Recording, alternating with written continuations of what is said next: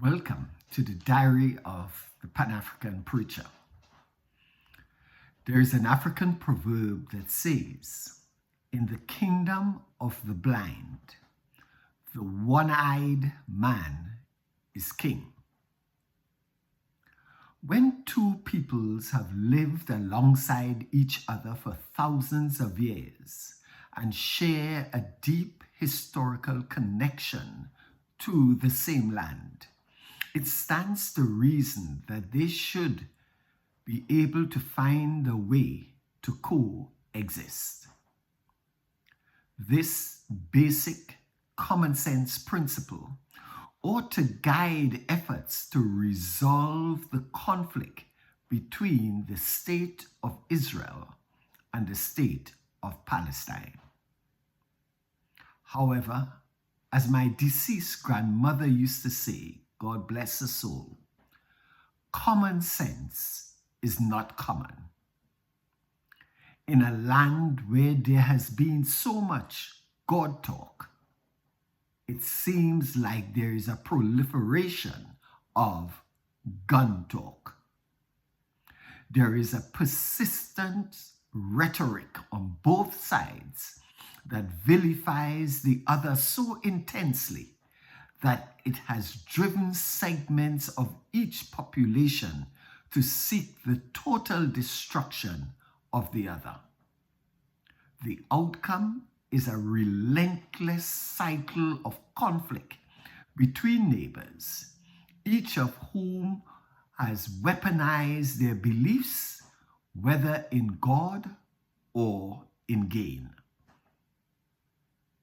With such an explosive situation in a world that is replete with weapons of mass destruction, one would expect that the powers that be would be at least propose a weapons embargo to reduce the level of death that has already claimed over 52,000 lives, 50,810 Palestinian and 1,706 Israeli. However, in an age of might is right, the most powerful nations of the world have sided with the state of Israel.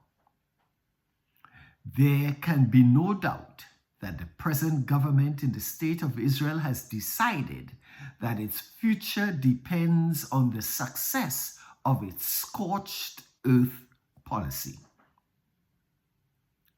A scorched earth policy is a military strategy where an army destroys anything within its own or occupied territory that the enemy could potentially use, including resources, infrastructure, and even civilian populations. This is a desperate attempt by a beleaguered political leadership to perpetuate a war as its only means of longevity and legitimacy. With the absence of the world press, the paralyzed United Nations, the forced exodus of the international humanitarian community, genocide continues unabated. Popular opinion has accepted that peace is not an option.